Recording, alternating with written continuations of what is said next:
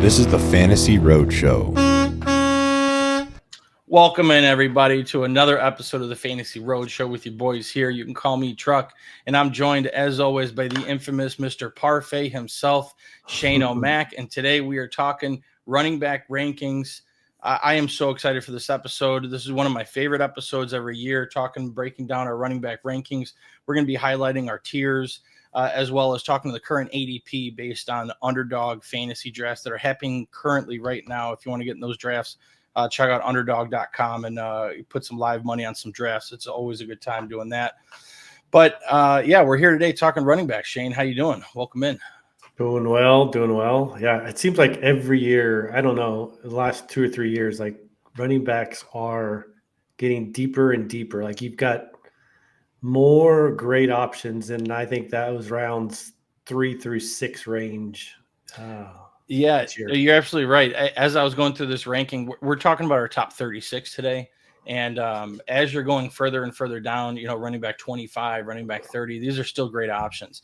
And I think it has a lot to do with that running back draft class from like 2015, 2016, the Saquon Barkley, the Derrick Henrys. Those guys are still very relevant. When in normal years and past, they start to fizzle out a little bit after like age 28. But we talked about that in the Dynasty running back episode about the age of these elite running backs are still defying odds. So, I'm excited, man. There's a lot to talk about, right? We got Minicamp going on right now. We got news cycles. We got stuff going on. So let's jump right in, Shane. J.K. Dobbins gets signed to the Denver Broncos. That's one of the most recent big signings. A lot of people are worried about R.J. Harvey's stock.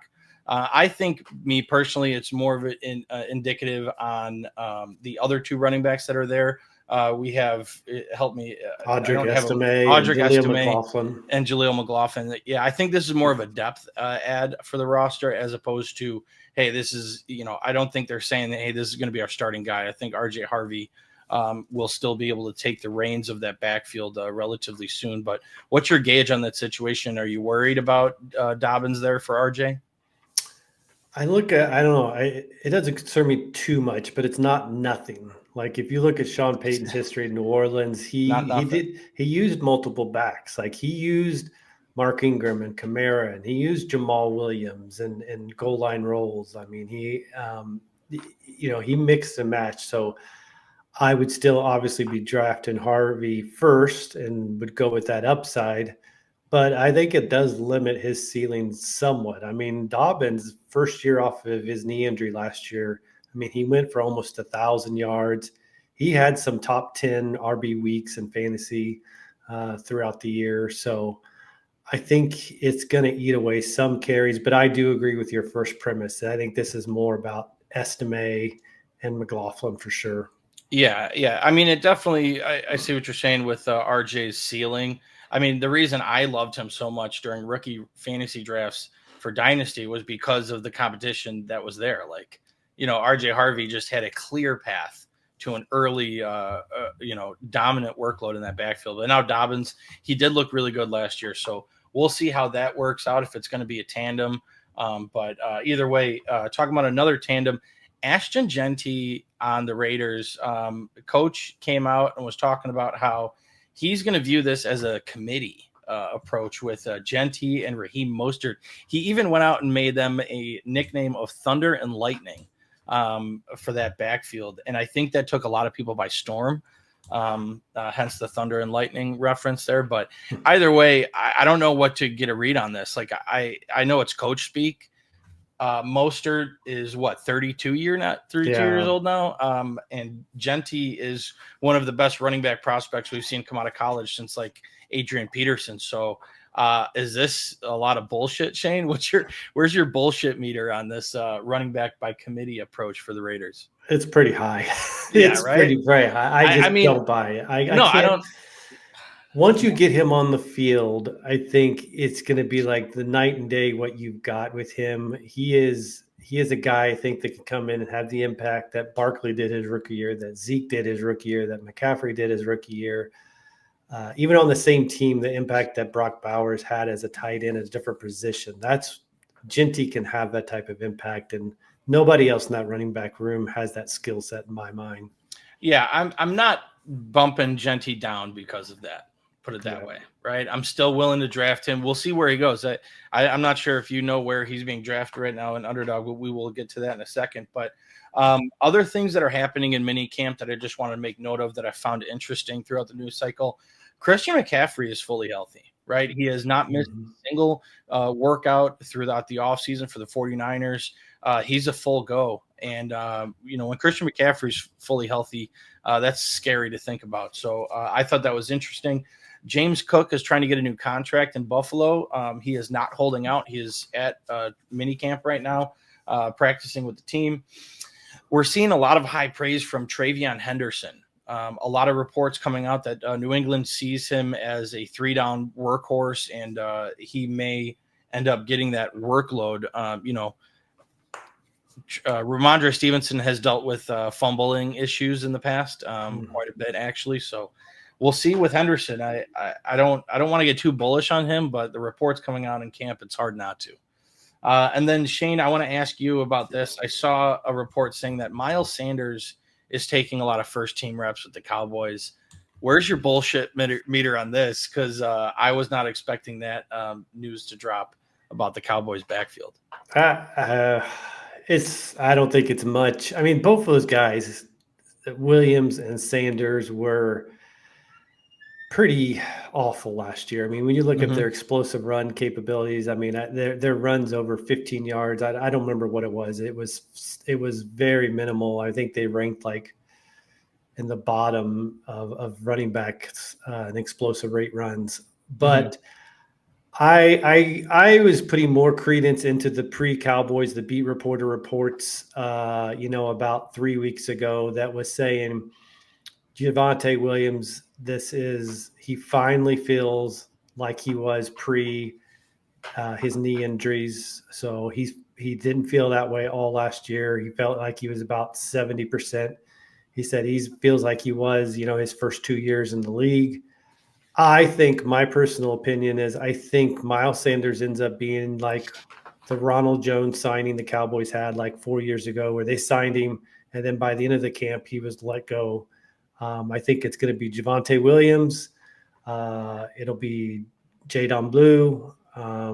They'll have, maybe, I'm not sure if it'll come if Deuce Vaughn makes it, or they did draft a 6th round guy. I think he was out of A&M, a bigger back, or he was a free agent signing. I don't think both Williams and Sanders makes the team. Neither one of them play special teams. So you can't really have a third running back that doesn't play special teams if you've got a second running back that doesn't play special teams. Okay, well, we will keep an eye out for that. I find that interesting. We'll see what happens. But Sanders reports coming out that he's taking first team reps, so he must be looking good in camp. So we'll see about that. Shane, I want to talk to you about the rookie running backs, right? We got a lot of rookie running backs, as we do every year. Usually all the hype coming into fantasy football because of how successful they have been in the past seasons. We have a lot of competition with these rookies, right? So we got Omarion Hampton.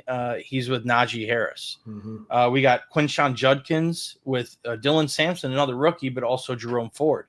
Travion Henderson is with Stevenson. We just talked about that a little bit. RJ Harvey and Dobbins, we mentioned. Caleb Johnson and Jalen Warren. Cam Scatterbo and Tyrone Tracy. Bashan Tootin, if I'm even saying that name right, and with Etienne and Bigsby. So with all of those backfields, like, where is your confidence meter? I'm talking a lot of meters today. We're getting, on the scope of it. Who are you most confident? Who are you least confident? Who stands out to you for running backs within their own competition of the backfield? I feel pretty confident in Hampton for a couple of reasons. Like, I just think, he's a guy that can play all 3 downs. Najee Harris typically is not. He's typically a first down, second down. Hampton proved he was a good pass catcher out of North Carolina. Averaged almost 6 yards a carry. Like, I feel like he could be on the trajectory we've seen with past rookie running backs. If you go like all the way back to Jonathan Taylor, I think it was like week 7, week 8 of his rookie year where he took over that backfield and won teams leagues down the stretch. You could see we saw it last year with Bucky Irving from like week 8 or 9 and on. He basically won teams fantasy championships with his performance. They only signed Najee Harris to a 1-year deal. They don't, there's no commitment there. I could see the town of Hampton winning out by midseason and kind of taking over that backfield for sure. And then I don't like Judkins as much as I do his former Ohio State running back teammate, but I like his situation better. Like only competing with Jerome Ford to me is kind of a big deal. Yeah, so that's the one that stands out to me. Like when you're talking about these competition in the backfield with these rookies, you got a lot of vets, right? I mean, Judkins is the one that stands out to me. Like Dylan Sampson, the running back that was drafted after him, is competition. Jerome Ford, like that to me, Judkins is the sure and fire number one that I think kind of runs away with the job early, right? I mean, some of these guys, it's going to take a while. I love Caleb Johnson. But the team loves Jalen Warren, and they've used a 2 running back system where they both can be successful. So it's not going to take away from Caleb. But what I'm talking about is who is going to win the job first, be the star-studded running back in that backfield. I think Judkins is at the top of my list.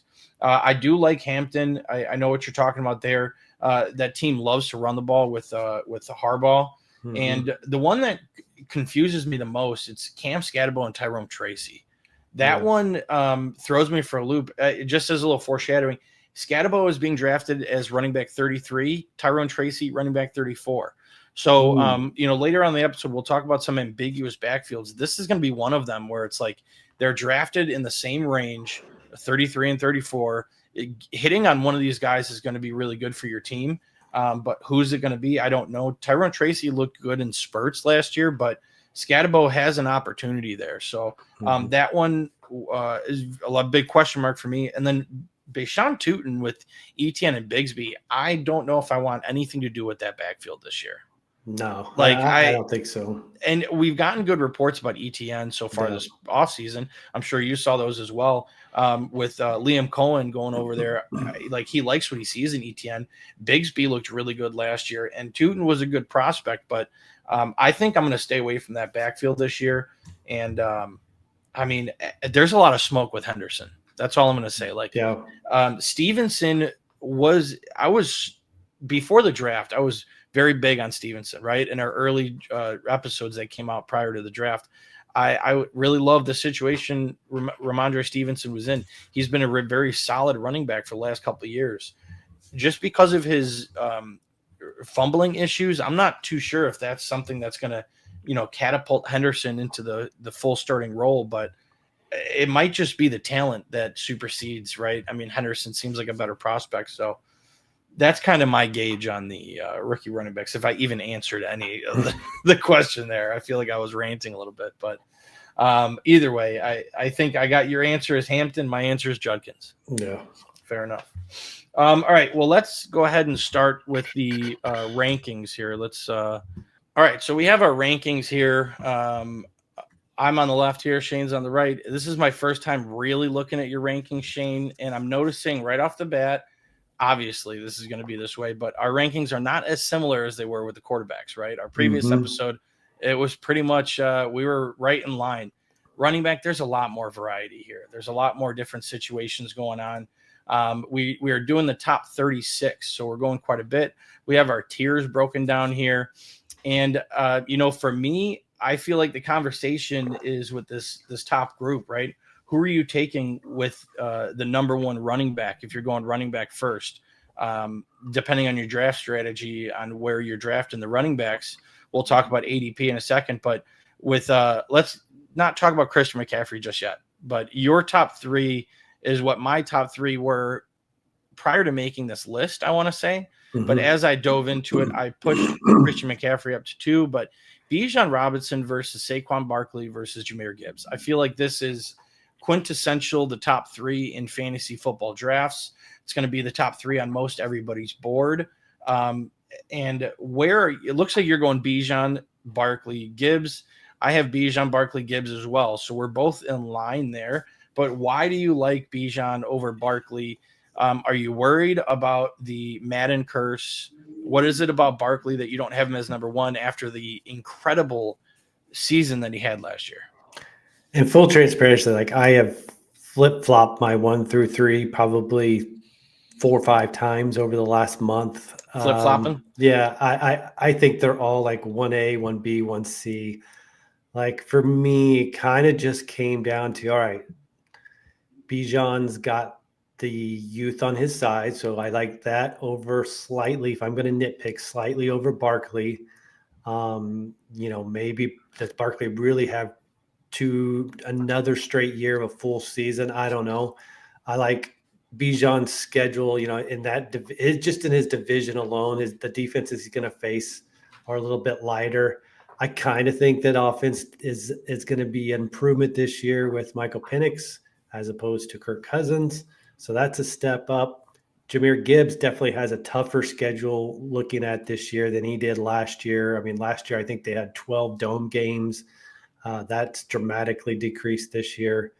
But I mean, we're talking just trying to find something to supplement the tiniest thing to supplement an argument for one over the other with these guys.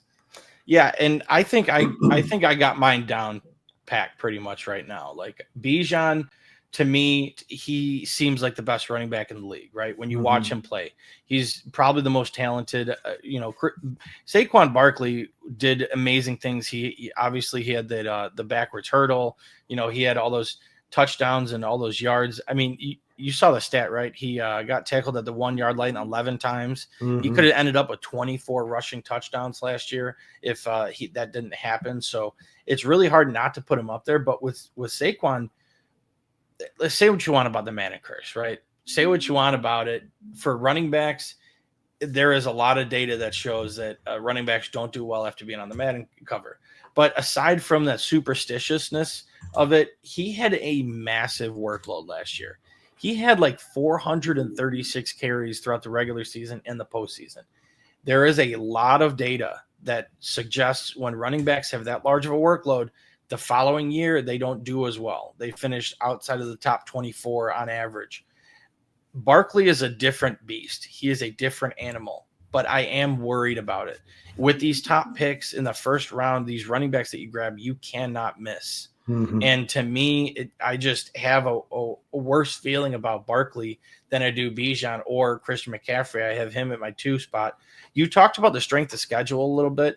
I have the list right here from the easiest and the hardest top 5, right? CMC has the #1 easiest schedule for running backs on the season. Then it goes Alvin Kamara, then James Cook, then Bijan Robinson, and Bucky Irving. Hardest schedules. Top 5. #1, the hardest, Jahmyr Gibbs. #2, Saquon Barkley. #3, Aaron Jones. #4, Josh Jacobs. #5, DeAndre Swift. So to me, Bijan and Christian McCaffrey getting that nudge just from having an easier schedule is a great reason for me to put them over Barkley and Gibbs. It's not the sole reason, but Christian McCaffrey, like people, like I don't know if people forget or they're just burned or what. You have him down at 9. I have him up at 2. I am all in on Christian McCaffrey this year. I am fine taking him in the first round. I'll probably get a discount as to where he's being drafted, and people like Shane in the draft room, I'll get him at a discount at the end of the first or beginning of the second, wherever. But I'm taking Bijan and McCaffrey over Barkley and Gibbs. I've seen him so far in mocks. I think almost every mock I've seen has been the first 3. You're going to get him early in the second round. Now that could get pushed up, as we go. But right now, that's where I'm seeing him go most of the time. Look, and the argument originally when he was on the team was, there was a lot of weapons. They get rid of Deebo Samuel. You're freeing up another spot where he was even taking away carries. Like Christian McCaffrey is a touchdown machine, right? Was that offense? The 49ers are trying to bounce back. He has an easy schedule. I think this is a great year for McCaffrey to assert his dominance and show that he hasn't lost a step. So that's kind of where I'm at with McCaffrey. That's my pitch on those.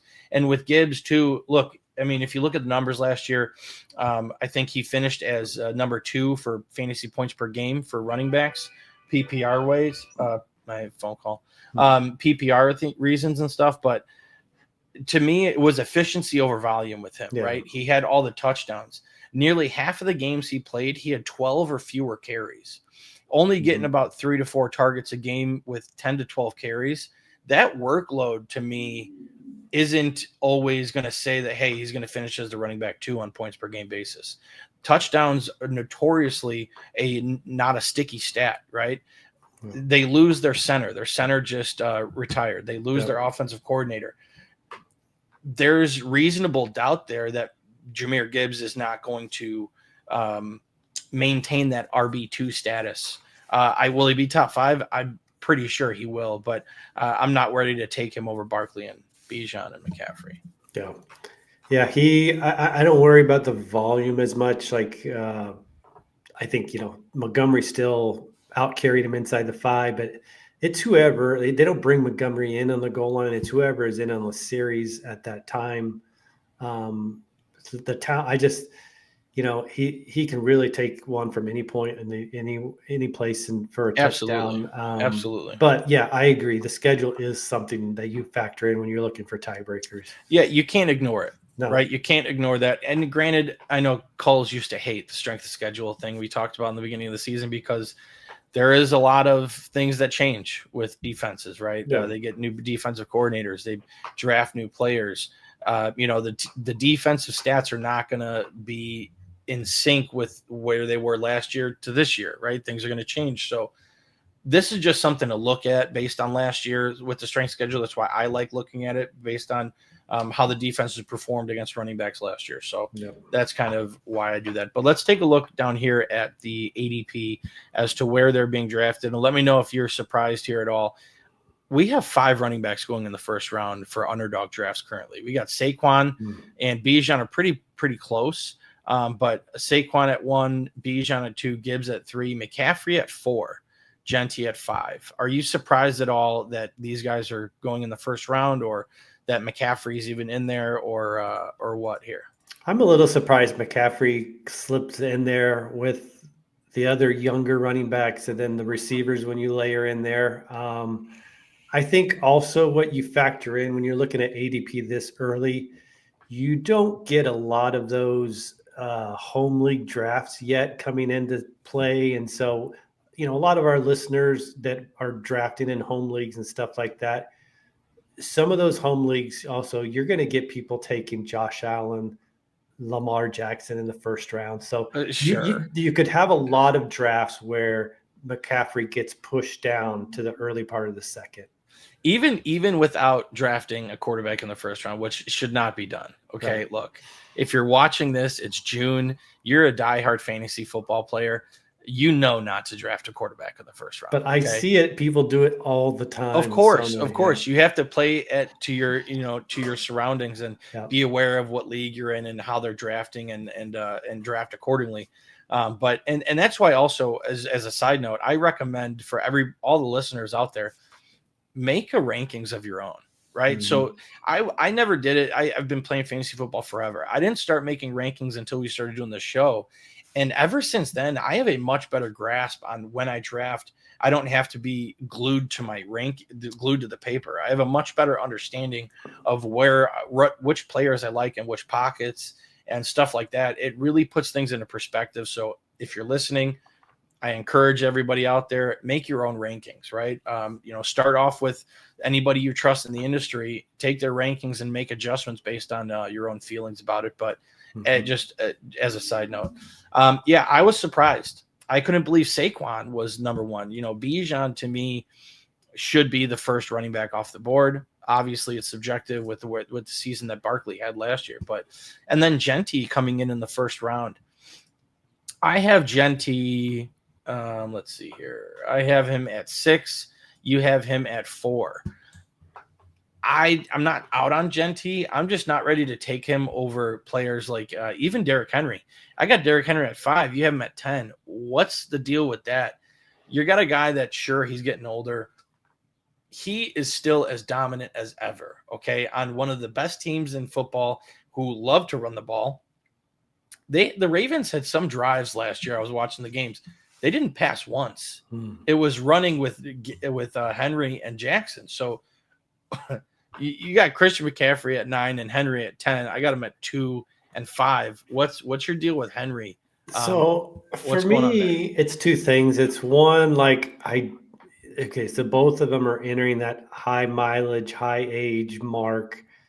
McCaffrey, I go back and forth on because sometimes I'm getting sucked in a little bit when I read the reports that, he's had the same stem cell treatment thing that George Kittle had and made George Kittle feel the best he ever was last year. So I do get us sucked in a little bit to that where I may, but then part of me is like, well, maybe they're going to want to preserve him a little more this year. But I think honestly, it's just that I love so many more of the younger backs that I have ranked ahead of him in their situations. Like I really think the three guys in front of, I mean, Kyron has proved it for now 2 years in a row, but I think Bucky Irving, Chase Brown they could be dark horse RB1 finishes for the year. They're candidates to potentially be that. I think they're that good. Their offensive situations are set up to be that good. I think that the competition both of them have is not very much in the backfield. I just love their situations. Yeah, I mean, for me, Chase Brown, I am all in on. Right, I'm surprised you have him one spot higher than me, but I can't love Chase Brown more this year. I'm going to have him on a lot of teams of mine. But to me, I can definitely see Chase Brown finishing as RB1. I don't know about Bucky, right? Like, sure, we saw him getting close to 20 carries towards the end of the year, but Rachaad White, see what you want about him. He's being drafted very, very late. He's being kind of forgotten about. I don't know if the team necessarily is going to forget about Rachaad White, right? I think we're going to see a lot of him this year. Bucky is a very popular name amongst fantasy leagues right now and amongst all the different channels, but I don't know. I don't know if I see a path for Bucky to finish as RB1. I definitely see it for Etienne, Chase Brown, Genty, Henry, Josh Jacobs even. I think Josh Jacobs with his utilization and that volume and stuff. I like what Bucky's doing, and I don't know if that means I'm out on Bucky. You know what I mean? Like I don't know what that means, but I just think I'm looking at him and he scored. It was over 16 PPR points in 7 out of his last 9. He did that despite playing less than 60% of the snaps. I think if that number gets up to 70%, which a year ago we would have never thought, Chase Brown would have had a stretch where he played 79% of the snaps. I could see a scenario where they're like, listen, the talent gap between Bucky Irving and Rachaad White is so great that we get Bucky up to 70% of the snaps now, at least. I think White's in the final year of his contract. I think he gets a bump in usage, and that bump in usage now, maybe he goes from 16 points to, 19 or something like that.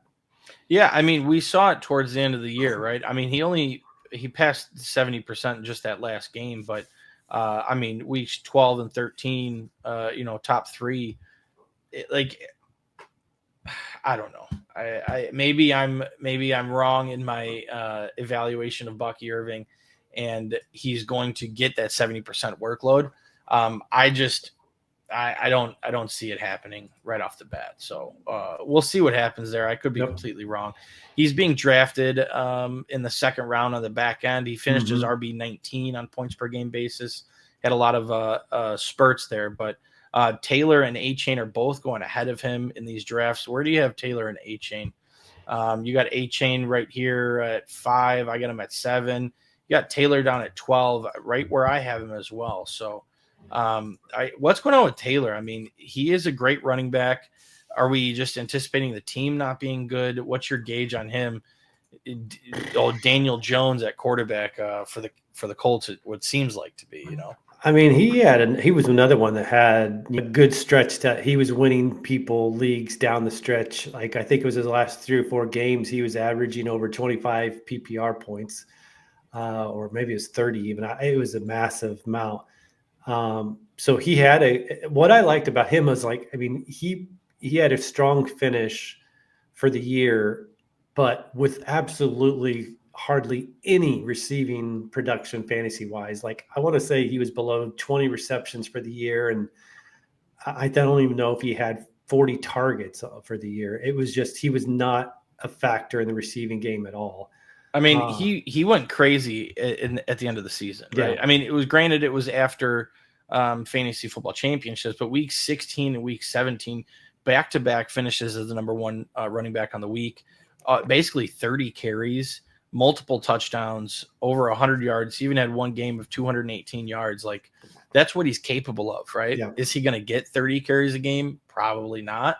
But when you give him 20 plus, it's usually a good sign. So, but there's not much there in that backfield either. Like, they brought in, I'm blanking on the veteran running back they brought in. It was not something to be worried about. Then they drafted DJ Giddens out of Kansas State in the 5th round. yeah. But neither of those, and I think actually, like, the move to Daniel Jones is probably an improvement over playing with Anthony Richardson, honestly, at quarterback. Yeah, I mean, probably. Those dump off targets, right? You're not going to have the quarterback wanting to run at every chance he gets. Granted, he's a great running quarterback, but and not Anthony Richardson, so to speak. So, I find that interesting as well.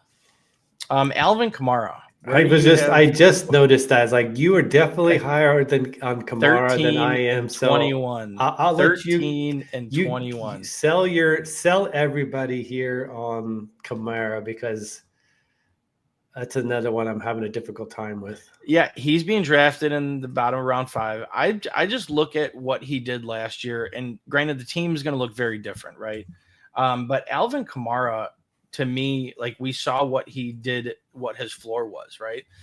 Finished, only played 14 games, didn't play the back half of the season. And what I saw from him was just consistency. I think he had one game out of his 15 games where he finished outside the top 24. Kamara, to me, he's a great RB2, right? He's going to be that consistent guy. They're going to lean on him still. I mean, he hasn't shown much that he's really slowing down. The running backs behind him just don't seem like they're really there yet or really vying for competition. And Kamara, I mean, his passing game or his receiving work is what really sells him. I think, what did he finish last year on a points per game basis? Where is he at? He was top 10. He was running back 5 yeah. on a points per game basis because of the consistency. And that's what I love about him in this range, right? In this pocket. I love Alvin Kamara. I would take him in running or in the 5th round as my RB2 and feel very comfortable going into the season like that because of what he's shown time and time again, even with where the team isn't really that good. I mean, that's my pitch on him. It's just consistency. He doesn't have bad weeks. He doesn't lose you weeks. He's not going to lose you the game. And I mean, having only one game out of 15 where he finished outside the top 24, that's pretty solid to me. Yeah, I just, there's a theme with me. Like, I'm just going to be avoiding the higher mileage, higher age running backs. Kamara this year feels like the summer before Austin Eckler's last year with the Chargers. Like, it's the jumping off time for me. Like, we saw that year. It was Eckler went from like 900 yards down to 600, and it was like 13 touchdowns down to like 4, I believe, or something like that. Mm-hmm. I just think this may be the year, the jumping off period for Kamara. It's similar to what we saw with Eckler. He missed like the last 3 games with a groin injury. I don't know if there's a worse quarterback room in the league than there is in New Orleans. So when you're talking Jake Haener, Spencer Rattler, or Tyler Shuck leading the charge of that team, they lost their offensive coordinator in Kubiak, who at the beginning of the year, he dialed up some great play call. And I vividly remember that game against Dallas where the offense and Kamara just torched Dallas. So there's just so much uncertainty. I just think he's going to face a ton of loaded boxes this year. So it's the jumping off time for me. I mean, look, I think he can still catch. How many passes did he catch last year? What was his? Let's see. 68 receptions last year on 89 targets. I mean, those numbers, and this is PPR, right? We're basing our rankings off of PPR leagues. Yeah, that is a massive bump. Okay. And I don't think that's going anywhere. Granted, he may see a lot of stacked boxes. They're going to get him out into space. They're going to lean on him. He's an aging running back with a lot of miles. They're going to want to push that car to the limit, right? Get as much out of Kamara as you can if I'm the Saints. So, but I understand your hesitation. I get wanting to stay away from aging running backs. You don't want to be the one left holding the bag, right? You don't want to draft these guys and have them it be the cliff, because that happens with running backs a lot. But with these aging running backs, we talked about it in the dynasty. We talked about it at the beginning of the episode. The running backs nowadays are playing really well into the later years of their career. And I think Kamara, with the talent and his usage, like, he had a lot of receptions, but he's never really been a massive, 400 carries a season type of guy. So the mileage isn't where it normally would be with a running back of his age, if that makes sense. But I'm not ready to say I'm out on Kamara. I would be very happy with him as an RB2 for me. Well, and the small plus you could add to him this year is like there's going to be no Taysom Hill and all that shenanigans about bringing him in on the goal line. So it could lead to some more goal line opportunities if they get down there enough. So yeah, absolutely. All right. Anything else pop out to you with our rankings here on any discrepancies that you wanted to mention before we move on? I think the only one I see that is pretty discrepancy looks like I'm kind of banking on the bounce back year, unless I missed him on your side. I'm banking on a bounce back year from Isiah Pacheco, where I don't think you got him. I have him down at 33. Yeah, you have 33. So I think that was the only one that stood out. So that is a massive discrepancy there. Good call on pointing that one out, because I didn't see that at first. Yeah, with Pacheco, I mean, when he came back last year, he didn't look like he was fully healthy. He did not. No. So granted, if he comes in fully healthy, we saw the workload that the Chiefs wanted to utilize with him. The beginning of the season, 17 carries, 90 plus yards. We saw what they want to do, but they still re-signed Kareem Hunt. They bring in other running backs, ones that escape my mind. Elijah Mitchell, right? You have other running backs in there, and the Chiefs love to get creative with the running backs they use. I mean, they did it for a long time with Samaje Perine, and I don't know, with Pacheco, I want to like him. I'm just not ready to draft him in the top 20 like you are. He's more of an RB3 for me. On the lower end, like a flex play, to see how that goes in the beginning of the season. I'd be fine taking a chance on him, but in the much later rounds, where's he going? Let's take a quick gauge on that.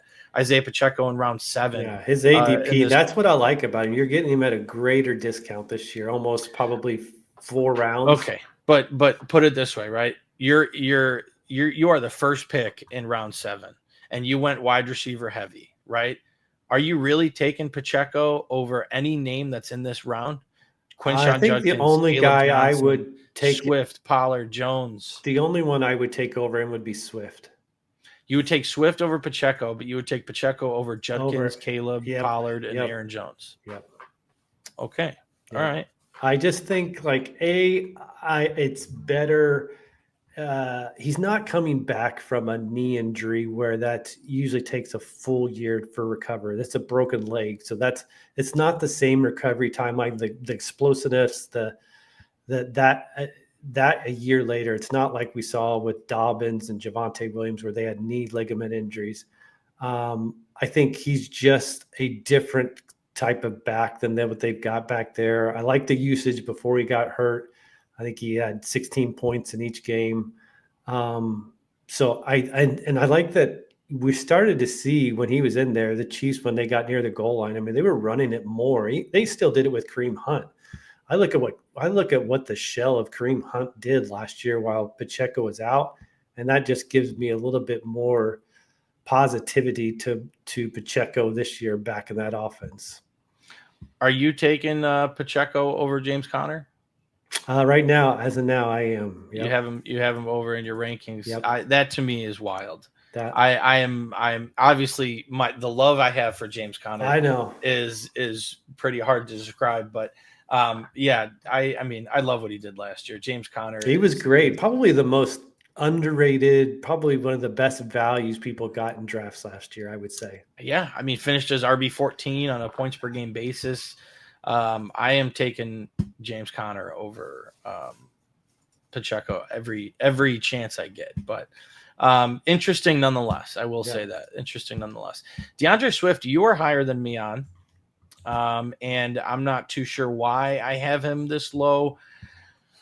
Still in the RB2 range as my RB24. You have him up at 17. Look, I feel like I talk about the Bears in every episode we do. Okay. And by design, maybe, right? Go Bears. But they didn't bring in Nick Chubb, right? They didn't bring in another running back, J.K. Dobbins. This is Swift's backfield. Yeah. Okay. And I mean, he looked good in spurts. I feel like we've had this conversation before about him. I'm fine taking Swift. I'm probably going to end up moving him up above Pollard and Jones. To me, though, Omari and Hampton, I mean, it's hard to deny what David Montgomery does for the Lions. And Kenneth Walker, you have him up at 13. I have him lower at 19. But I'll move him up probably over Aaron Jones and Tony Pollard. But Omari and Hampton seems like he has more a higher ceiling than DeAndre Swift. Does that make sense? Yeah, I keep saying it on every episode too, and I'm not even the Bears guy, but man, I'm just so bullish with Ben Johnson leading that offense and the extreme investment they made in the offensive line. I mean, it's just, and I don't feel like, I don't know, maybe I'll be proved wrong, but I don't know if Rashawn Johnson's good enough for him to get the split like that Ben Johnson did with David Montgomery and Jahmyr Gibbs. Like, I don't know if he's that good to get that good of a split in that backfield. I'm right now thinking Swift gets the majority of touches. Okay, fair enough. All right, Shane, let's talk a little bit before we get into ambiguous backfields. Let's just talk about draft strategy, right? Let's take a look at this ADP list. And how are you ideally looking to construct your team, right? There's a couple different strategies. I'll lay them out for you. We have the infamous 0 RB strategy, which some people think is complete madness, where you draft 3 wide receivers, a tight end, and a quarterback all before you draft a running back, which usually brings you to around like 6. Yeah, I want to say around 6 or 7. A lot of people call the running back dead zone, as some like to reference that. Or you can take 2 early running backs, get 2 juggernauts, or you can go with a hero RB, just grabbing 1 early one, grabbing a Saquon or a Bijan, and then kind of waiting until that 0 RB range of 6 or 7 to grab RB2. What is your favorite? Obviously, you let the draft board fall to you, right? You got to go with the punches, you got to flow with the motion, and be water. But what is your ideal setup with running backs? What do you like doing the most? What's your strategy going into this year in your perfect draft sense? And obviously you look at what your league settings are for startable, but I would say the over the last couple of years, I have tilted more to the hero RB strategy. And so for me, that would be probably, let's say if I go wide receiver in round 1, I'm probably hoping I get, and I think I would get a Bucky Irving, a Taylor, a Chase Brown, a Kyron Williams in round 2. High touch, high volume guys still. And then I load up on other positions, wide receiver, quarterback. Maybe I want a Brock Bowers as an early tight end. And then I circle back later with high upside guys. And that's when the Hamptons comes in and the Hendersons and some of those guys. And I maybe take a couple, and I maybe pair an upside guy like Hampton with a guy I'm high on that I think could have a safe floor, like Isiah Pacheco or a DeAndre Swift. That's what I more tilt towards, is the one hero, and then fill it in later with upside. I think there's so many upside guys in the middle rounds, even 7 through 10, when you get into some of those backups like Trey Benson and Ray Davis in Buffalo. I mean, there's a lot of upside. Okay. Yeah, that makes sense. I'm right there with you. Hero RB to me is great. As much as I love having two stud running backs though. Like, I don't know what it is about the teams that I draft where I have, a Bijan and a Derrick Henry, or, just two massive anchors for the team, but you're always sacrificing wide receivers. You're always trying to fill spots when you need it. The flex spot's always hard to fill, but I agree with you. Hero RB to me is the way to go. What is your line? If we can talk real quick, where is your line on the ADP of you're okay with having them as your RB1? It's probably Kyron, maybe Brees. It maybe Brees Hall. I there's things I like about Brees Hall. There's concerns I have about Brees Hall. I think above Brees Hall, I would be fine with any one of those guys as my number one running back and hero RB. I would agree with that. I think Kyron is my line. Yeah. As much as I love Brees Hall, I have Brees relatively low. I think I have him at 17. You have him up at 14. So, I think Kyron's my line, the top 12, which is, that's say what you want about the ADP, but those top 12 running backs that are being drafted, I'd be fine with any one of those as my RB1 in a hero RB sense. And then waiting. Now, where's your line with RB2? Because you still want a serviceable running back too, right? Yeah.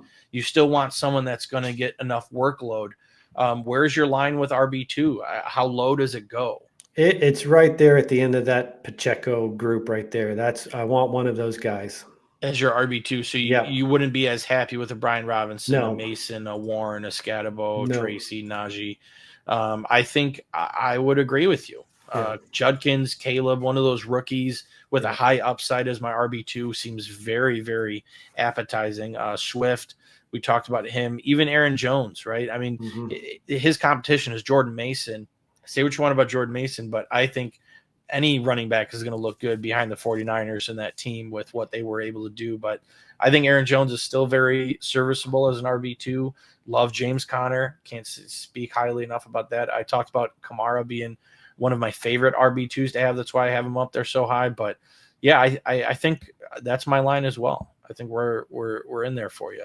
Yeah. All right. Now, as far as these later round guys, between Brian Robinson, Mason, Warren, Scatabo, Najee, Etienne, Sharp, Javonte, Tootin, Stevenson, Tajay, Ray Davis, where are you going to take a stab as an RB3 or 4 in this range? Because by round 12, I want to have at least 3 running backs. Yeah. Right.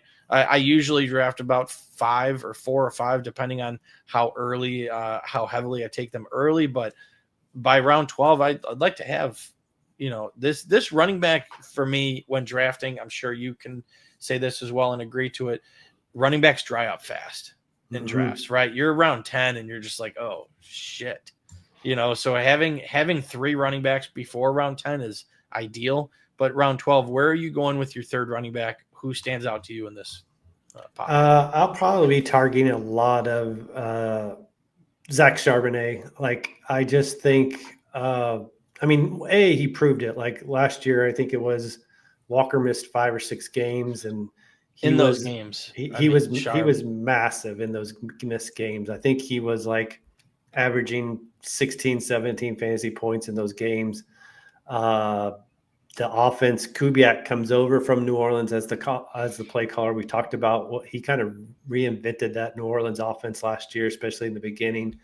That's one. The other guy I'll probably target is Jordan Mason, and it marries up the same way. Like, if you've got a history of the starter missing games, then that's probably a good target. And while Mason did have a great setup in San Francisco, I think it's a pretty good setup with that coaching staff in Minnesota. We've seen guys come in there and be productive, filling in for the starter. And they made a push. He was signed pretty early in the free agency period. It was a priority signing for Minnesota. So while they did re-sign Aaron Jones, like I said, he's on the wrong side of 30 now and has an injury history. And I think the offense will still be good enough, even with J.J. McCarthy back there, to be kind of a productive offense if Mason has to fill in.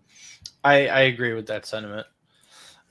And realistically, I know we talked about this range from 8 to 12. You might want to grab it. Like, may even well be your RB4, because when we're talking about hero RB, if you're waiting till round 6 to draft your second running back, you're probably going to double tap, right? So ideally, I want 2 of these guys. Yep. I want 2 of this pocket between Judkins, Caleb, Swift, Pollard, Jones, Pacheco, Robinson, Henderson, Connor. I want 2 of these guys on my roster, and then those would be your running backs 1, 2, and 3, and then grab throw a couple darts later on in the draft. We don't even have anything after round 12 because it's so ugly. I don't even want to talk about those guys. But all right, so that leads us into to finish it up and wrap all this up. I think it needs to be talked about as ambiguous backfields, right? These are backfields that you target later on in drafts, running back 30 and later, so to speak. And if you hit on one of these, it is a massive boost for your lineup. But I have 4 teams. Let me know if you think of any other ones that I may have missed. But I got Jacksonville, right? We got Etienne, Tank Bigsby, and Bashan Tootin. Etienne is being drafted as RB36. Bigsby is being drafted as RB48. And Tootin is being drafted as RB39. Tootin getting a bump over Bigsby was surprising to me with him being the rookie. Yeah. And then we have Washington. We got Brian Robinson at running back 30, Eckler at 49. A little bit larger of a gap there. One I talked about in the beginning of the episode, the New York Giants, Tyrone Tracy versus Cam Scatabo. Scatabo being drafted as 33, Tracy is RB34. So that's back-to-back. That one is something that really jumps out to me. And then Dallas, obviously, Javonte Williams at 38, Jaden Blue at 43, and Sanders at 61. Did I miss any? And talk to me about these backfields. Yeah, I think the one that's most interesting to me is in Jacksonville for a couple reasons. Like, I think they've got a pretty good set of offensive weapons there. Liam Cohen has done a lot of good things when he's been calling the plays. And I think the overriding opinion, I don't know what you've seen or been talking with people, but most people I've talked to are very down on Travis Etienne. I have him at 35. You have him at 24. So I am one of those people. I'm almost going to lean into going against consensus opinion on him. And he may be a target guy as I get closer to drafts. If I go hero RB, he may be one of those double tap guys. When I look at, we're just a couple years removed from, he was a top 5 fantasy running back that he ended the year on. I will say this about Liam Cohen. I mean, he found a way to maximize the running backs. Like, he made Bucky Irving work. He made Rashad White work. Like, the ways he kind of got them into space and different things. I mean, maybe he leans into the skill set of Travis Etienne, which is different than Tank Bigsby for sure. And so I'm probably going to kind of lean in and go against consensus and try to buy the dip on Etienne this year on the offense and his skill set. Yeah, I mean, when you put it that way, I completely understand why you would want to do that.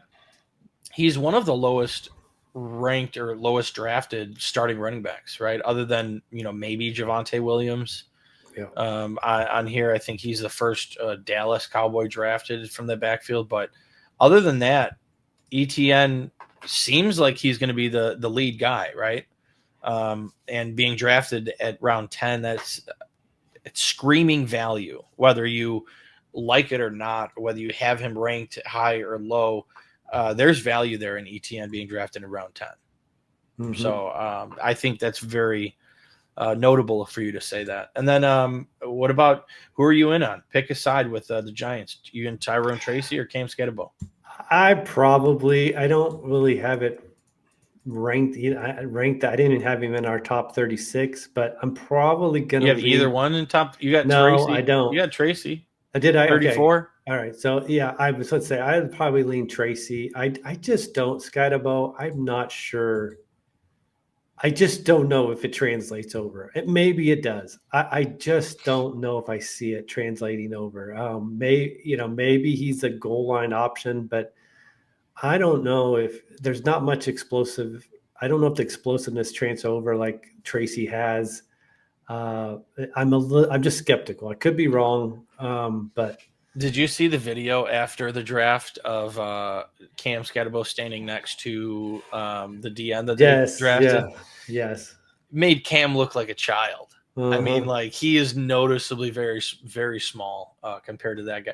Obviously, any normal person would be, but yeah, I there's a lot of question marks there. I'm definitely going to be taking Scatterbo over Tracy if presented with the opportunity. I just like the unknown, the upside of the unknown with Scatterbo as opposed to from what we saw with Tracy last year. So I don't think it'll matter. I think it'll be very 50-50 split. But, you never know with Scatterbo. There's that untapped potential there with him. Yep. So, all right. I think that about covers it. This is a bit longer of an episode than we're used to doing. We usually do about 30 minutes. This is, creeping in on an hour or so. But this running back, this positional group is so important with fantasy football that I think it deserves the amount of time that we spent on it. I feel like we broke down a very good information here. You have our rankings. Shane will post an article on Substack. Make sure you guys follow thefantasyroadshow.substack.com. Get all of our articles, all of the good stuff. Shane does amazing work with that. So you guys make sure you tune into that and subscribe. It's free. And be on the lookout for that. We're going to do wide receivers next. I had a lot of fun today, Shane. As I said, this is my favorite episode every year. But once we get into sleepers and stuff, then those are my favorite episodes. So it is just such a fun time to be diving into fantasy football. Yeah. Be on the lookout for more stuff. Follow us on social media. Please like the video, subscribe to the channel. All the support is very much appreciated from you guys. You're the best. Other than that, Shane O'Mac, I think we should buckle up. Buckle up, folks.